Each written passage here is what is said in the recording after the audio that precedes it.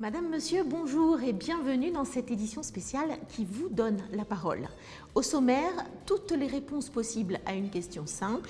Les jeunes sont-ils prêts à prendre le relais en matière de gouvernance? Je vous propose avant toute chose d'écouter Serge Jacquet, le vice-président de la Mutualité française Sud. Il nous explique les attentes liées aux différents ateliers. Pour nous qui sommes mutualistes, qui sommes de l'économie sociale et solidaire, l'engagement est essentiel. Comment on s'engage? Pourquoi on s'engage? Est-ce utile de s'engager?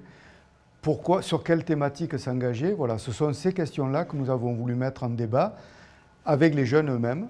Et nous avons voulu le faire sous forme d'ateliers collaboratifs, participatifs. Nous n'avons pas souhaité venir faire de grands discours, mais plutôt susciter des interrogations, susciter des questionnements, des positionnements et permettre aux jeunes de s'exprimer à partir de leur vécu, de ce qu'ils veulent, pour que dans cet échange-là, on puisse en tirer un certain nombre de principes, de feuilles de route qui vont nous permettre, ensemble, les jeunes et nous, peut-être d'envisager l'engagement et les perspectives de renouvellement générationnel. Vous l'aurez compris, le thème de cette journée, c'est bien sûr l'engagement. Et il n'y a pas d'engagement plus global que celui pour la planète. Geoffrey Marino, bonjour. Bonjour. Vous êtes rapporteur justement pour cet atelier Planète et Environnement. Et finalement, vous êtes parti d'un constat peu réjouissant. C'est ça. Le constat, ça partait sur le fait qu'il y a d'abord une grande dépendance de notre société aux énergies fossiles. Et aussi, il y a des manques de moyens, que ce soit financiers ou humains, et aussi donc politiques, pour agir dans cette problématique-là. Il y a aussi des résistances au changement liées par le principe de l'homme qui a du mal toujours à évoluer et qui a envie d'aller vers le statu quo. Et donc peu d'action. D'accord. Et puis, vous vous êtes aussi posé la question de l'engagement, puisque c'était quand même vraiment le thème de cette journée. Et là, vous vous êtes aussi rendu compte qu'il y avait pas mal d'a priori. Ah oui, c'est ça. Concernant les a priori sur le fait qu'un jeune puisse s'engager, aujourd'hui, le bénévolat, c'est compliqué, car on a d'autres problématiques qui sont, par exemple, se nourrir, se loger, et c'est pas aussi évident que ça.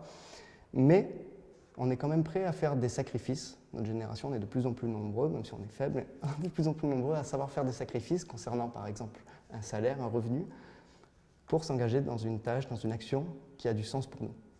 D'accord, donc on est parti d'un constat peu réjouissant, avec des a priori sur l'engagement, mais se retrouver dans quelque chose où il y a du sens. Et avec des propositions. Des propositions. Et pour les propositions, ce serait d'abord la sobriété. Mais la sobriété, que ce soit en termes de ressources utilisées, mais aussi en termes d'énergie primaire, et donc de consommation de tous les jours, et d'alimentation, c'est lié. Merci beaucoup, Geoffrey. Merci. Avant d'aller plus loin dans l'exploration des différents ateliers, je vous propose de rejoindre tout de suite notre envoyé spécial en direct de l'atelier numéro 6, un atelier où il a été question cet après-midi de logement et d'habitat. Alors, bonjour Sylvie. Donc oui, le constat premier, c'est que l'habitat et le logement, c'est une question qui concerne tout le monde. C'est une priorité numéro 1 pour beaucoup de personnes. C'est un besoin primaire de sécurité pour n'importe qui, pas que les jeunes, mais vraiment tout le monde dans notre société. Mais alors justement, vous me disiez, Juliette, qu'il y avait un problème, il y avait très peu de jeunes dans votre atelier. Oui, c'est un peu notre coup de gueule aujourd'hui, c'est qu'il n'y avait pas beaucoup de jeunes dans notre atelier. Et du coup, on se posait vraiment la question de comment les sensibiliser à ces questions-là, comment les impliquer, les mobiliser sur des questions de logement et d'habitat. Et du coup, une de nos propositions, c'était vraiment de les impliquer dans les différentes instances de discussion, les mettre en avant et leur faire confiance, en fait, leur donner vraiment une place et les laisser faire parce qu'ils ont aussi des choses à nous apprendre et à nous donner. Merci beaucoup, Juliette. Agir quand on a des projets, c'est plus facile, mais la grande question, c'est leur mise en œuvre. À mes côtés, Alexandre Pastor. Bonjour Alexandre, rapporteur de l'atelier Projet et qui souhaite lancer justement un coup de gueule à ce sujet. Le coup de gueule qu'on a à passer, c'est la mutualisation des compétences des différents acteurs d'un territoire qui n'est pas faite obligatoirement et naturellement. Chaque acteur agit de son côté et ne va pas naturellement voir ce que fait son voisin ou fait une association ou un médecin à côté pour pouvoir travailler ensemble. Vous êtes parti de quel constat pour travailler? Le constat, c'est qu'on avait du mal à capter et à toucher le public. Donc on s'est dit pourquoi pas mutualiser pour pouvoir aller toucher le public, les différents publics avec différents moyens de communication et aussi chaque on va dire, carnet d'adresses de chacun. Alors rassurez-nous Alexandre, de tout cela, vous avez quand même réussi à faire émerger les propositions. Bien sûr. Donc on a réfléchi et on a sorti l'idée de créer un espace d'échange et aussi des événements d'échange où on va mettre autour de la table différents acteurs de territoire.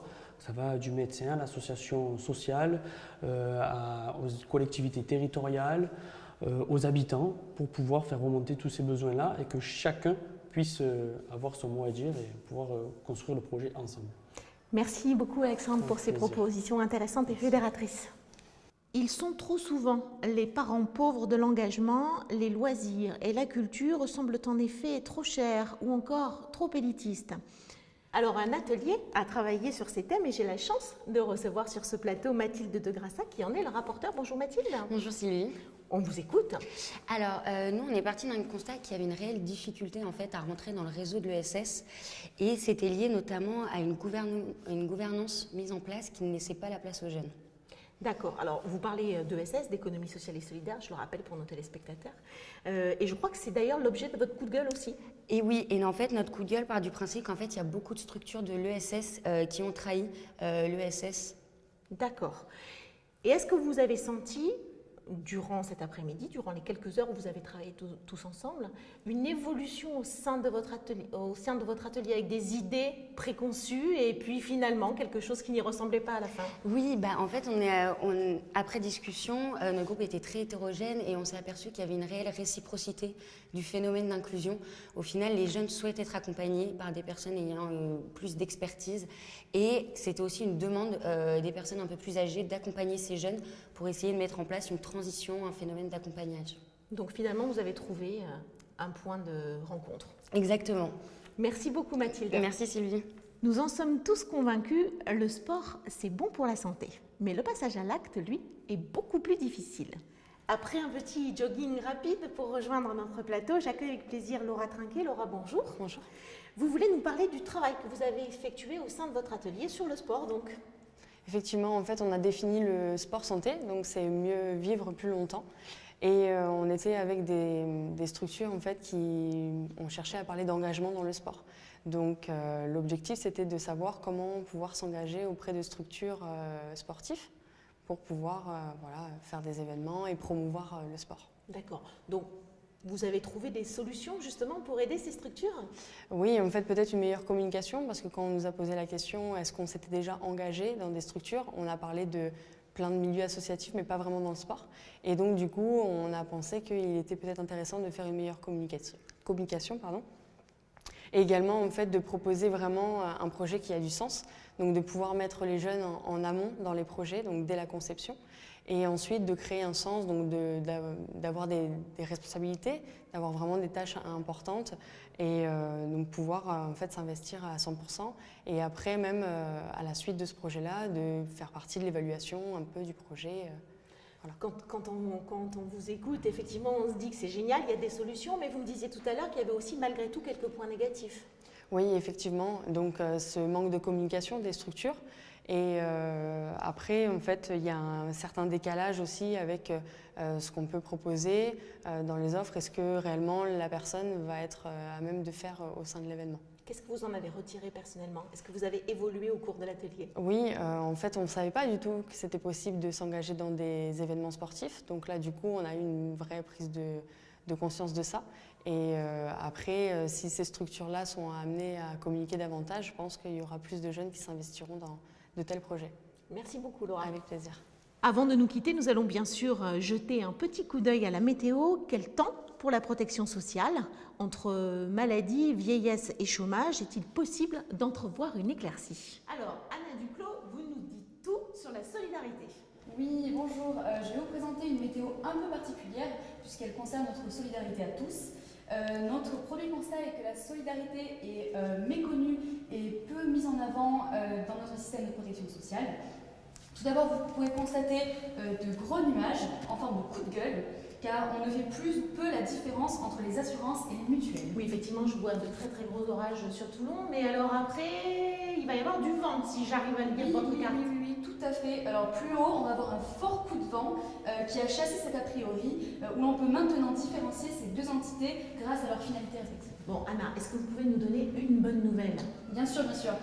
Nous allons voir vers la fin un beau temps fixe du côté de la Côte d'Azur avec cette proposition d'action de sensibilisation auprès des plus et moins jeunes. Merci beaucoup Anna pour cette météo. Voilà, c'est la fin de cette édition spéciale, réalisée grâce à l'engagement des différents rapporteurs, mais aussi et surtout grâce au formidable travail de tous les participants.